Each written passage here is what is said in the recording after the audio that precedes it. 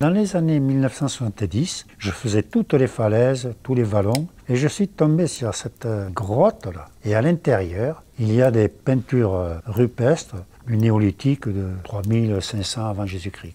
Mais dans les Alpes, je n'ai pas trouvé que ça, j'ai trouvé des centaines de sites. Mais j'observais un peu tout, et à cette époque-là, je photographiais aussi les oiseaux. Et par contre, au Beau de Provence, il y a un oiseau qui est d'une splendeur incroyable. Il a un bleu azur des mers du Sud, je sais pas, vraiment magnifique. J'ai parcouru les Alpes pendant 50 ans, alors ça fait que je la connais assez bien.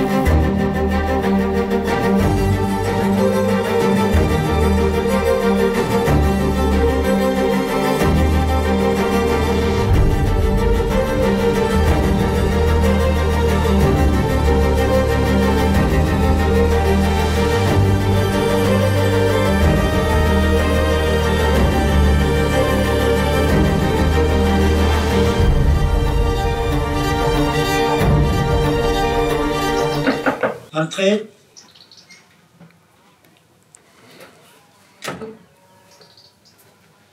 Bonjour. Bonjour. Alors je me permets de m'inviter au coin de votre feu, c'est le Rhône, aussi surprenant que cela puisse paraître, qui m'envoie. Il paraît que vous êtes Othello Badan, l'homme qui voit au travers de la Terre.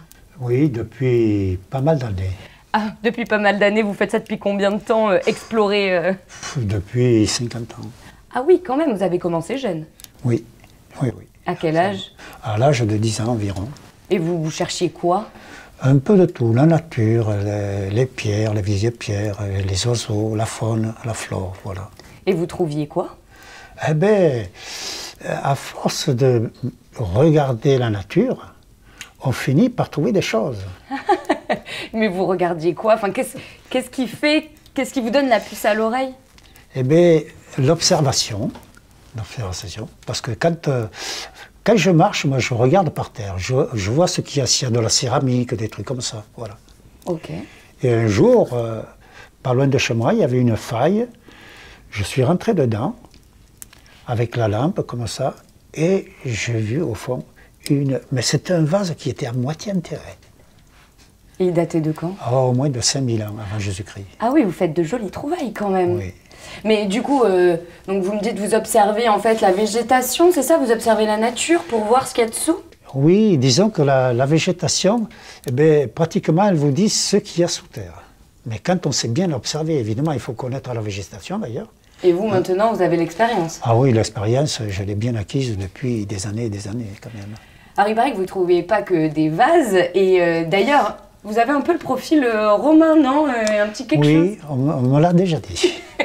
Alors vous n'êtes pas empereur, mais vous avez trouvé un ouvrage monumental de l'Empire. Oui, voilà, c'est le canal de Marius qu'on cherchait depuis 200 ans et que beaucoup d'archéologues, ils ont cherché, ils ne l'ont jamais trouvé. Et vous l'avez trouvé? Oui, et assez rapidement. En combien de temps?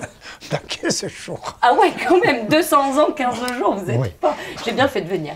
Alors, comment vous avez fait pour le trouver, ce fameux canal de Marius? Eh bien, j'utilise toujours des tiges en fer que j'enfonce dans le sol et elles me disent ce qu'il y a dessous.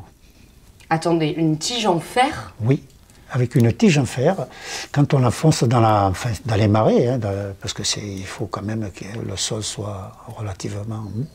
Mou, meuble? Oui, meuble, c'est de la vase, du sable. Et très souvent, comme ça, les gens jetaient des poteries cassées, des trucs comme ça, des pierres, de tout. C'est pour ça qu'avec ces tiges en fer, sans fouiller, je les sens à quelques mètres de profondeur. Mais vous les entendez? Oui, absolument, absolument. Quand on tape sur une pierre ou sur une poterie, on sait que c'est ça. Mais il faut avoir l'œil et l'oreille. Ah oui, vous avez l'oreille absolue de la Terre. Oui, quoi. Et en fait, absolument. votre tige, c'est comme un téléphone. Comme un téléphone, oui. C'est tout à fait incroyable. Vous m'apprendriez à manier vos outils? Absolument. Et moi, j'aimerais bien trouver des Oui. choses comme vous. Parce que ce canal de Marius, paraît que c'est immense. Oui, disons qu'il fait 11 km et 35 mètres de large. 2 bateaux pouvaient se croiser. En fait, c'est ce général Caius Marius qui a construit ce canal par 45 000 hommes, là. Et il a fait ça pour que les bateaux remontent pour éventuellement porter de la marchandise, de la nourriture pour ses soldats. Un couloir de commerce. Bon, alors maintenant, il va falloir me montrer un peu comment on fait pour trouver des choses aussi autant profondément enfouies. Oui, oui. Les objets, enfin, là où c'est que je cherche, c'est environ entre 5 mètres et 6 mètres de profondeur. On ne peut pas... Ah, les tiges, elles peuvent aller jusqu'à 6 mètres. 6 mètres, oui, Ok. oui. Largement 6 mètres, on peut l'atteindre. Bon, alors j'ai quand même très envie d'essayer vos super outils. On peut y aller? Oui, d'accord. Alors, on va rejoindre Mario et on ira sur le site. Alors, qui est Mario? Mario, je l'ai récupéré en cours de route. Hein. Et il vous accompagne dans vos aventures? Depuis une dizaine d'années. Trop bien. Bon, j'ai vraiment trop hâte d'y aller. Hein. Il va me falloir trouver Mario, hein, finalement. Mais où est-il? Mario, le fameux compagnon d'Othello. Hâte de le rencontrer. Ah, mais je crois que je l'ai trouvé. Hein. Je pense que c'est lui. Il y a Othello à côté. Ça doit être lui. Il n'y a pas photo. Ok, donc il faut ceci, taper sur cela. Bon, j'espère quand même que je vais y arriver. Hein. Ça a l'air facile comme ça, mais c'est peut-être moins facile que prévu, en fait, dans la réalité.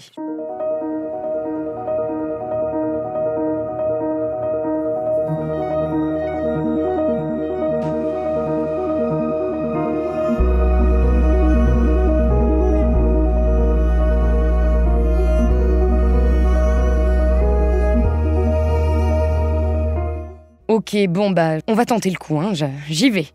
Ok, tige en fer, marteau.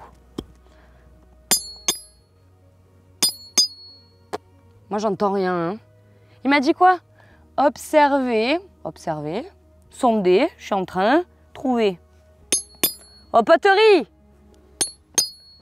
Bon, j'y arrive pas, c'est que ça doit peut-être pas être les bons outils. Je vais aller leur redemander. Hein. Je crois que définitivement, ça n'était pas les bons outils. La tige a l'air trop courte. Ça tape pas du tout comme prévu. Et puis alors, surtout, je n'entends rien. Ok, bon, alors on va retenter. Maintenant qu'on est correctement équipé, on va appliquer exactement ce qu'ils m'ont raconté. Heureusement qu'ils étaient là pour me conseiller, hein, parce que sinon... ok, bah du coup, toujours pas? J'y arriverai jamais, hein. Messieurs, vous êtes là? J'y arrive pas. Est-ce que vous pouvez pas me remontrer? Tu veux une petite démo? Carrément. Ah oui, volontiers. Voilà. Ça suffit. Il suffit de taper pas très fort, hein, ça suffit, hein, tu vois. Et de faire attention aux doigts. Tu fais un petit entonnoir. Ah, mais en fait, il faut tourner un peu.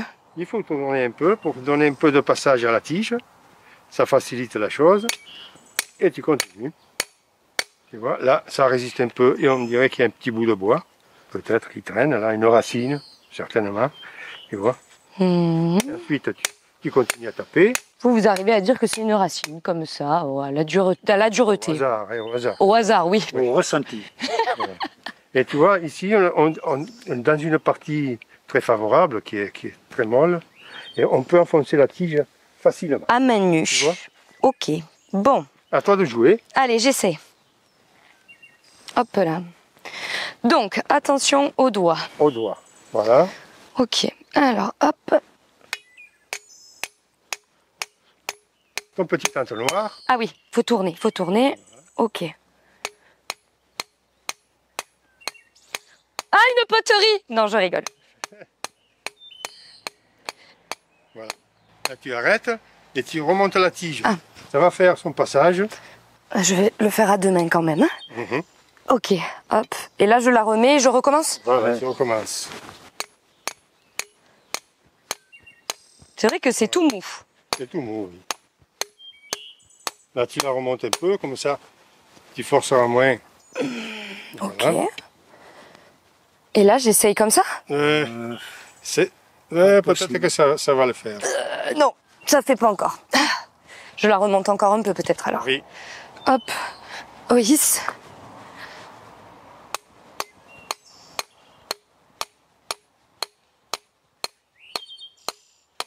Là, je pense que ça doit aller. J'essaye. Tu remontes la tige. Voilà. Je Et tu l'enfonces. Ça marche. Vas-y, J'y mets tout mon poids là, mais ça descend pas plus bas. Je la remonte et je peux retaper un peu? Oui. Ah, il faut la remonter complètement. Oui. Ah, voilà, c'est ça qui me manquait. Remonte encore. Complètement, voilà. Et Elle est après, dehors. Tu dois pouvoir l'enfoncer jusqu'au bout maintenant. Bien perpendiculaire. Voilà. Tu vois, Oh oui, ça marche. ça marche. Ok. Ça va trop bien. Hein. Et donc ça, vous le faites depuis combien de temps, ça? Oh, depuis 40 ans. Ah oui, quand même. Et avec cette méthode, on trouve quoi? Ah, eh ben, on sait ce qu'il y a sous terre. Et on trouve les bords, du coup, c'est comme ça que vous allez trouver les bords du canal? Très souvent, moi, je me bien rechercher les bords du canal, enfin, des berges de fleuves ou des trucs comme ça. Voilà. Ok. Et vous arrivez à reconnaître, en enfonçant la tige, si c'est du bois, si c'est de la poterie? Oui, des cailloux. Des cailloux, une pierre, quoi. Vous avez l'oreille absolue. Parce que ça fait pas le même bruit. Un morceau de bois qui est à 2 mètres de profondeur, quand on l'étable, c'est un bruit sourd. Hein. Ça fait toc. Une pierre, ça fait tic. Et si on tombe sur d'abord une racine et après une pierre, ça fait toc-tic. Oui, une poterie, ça fait croc. Comme si on la casse. Ah ouais, et vous arrivez à l'entendre, enfin à le sentir, quoi. Vous êtes incroyable. Bon.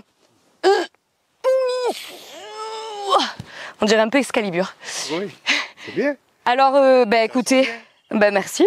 Tu vois, tu me disais que tu n'y arrivais pas. Ouais, je crois que mais j'avais besoin un peu d'un tuto. Oui. Alors, est-ce que du coup, je crois que je vais aller essayer de chercher les berges du canal de Marius. Allez, tu peux y aller. Vas-y. Allez, on a du boulot. Dans les nouvelles. Promis. Maintenant, j'ai bien compris comment se servir de vos super outils. Est-ce qu'il n'y aurait pas, je sais pas, moi, un secret d'explorateur à me donner? Mais approchez, je vais vous dire le secret. Voilà, il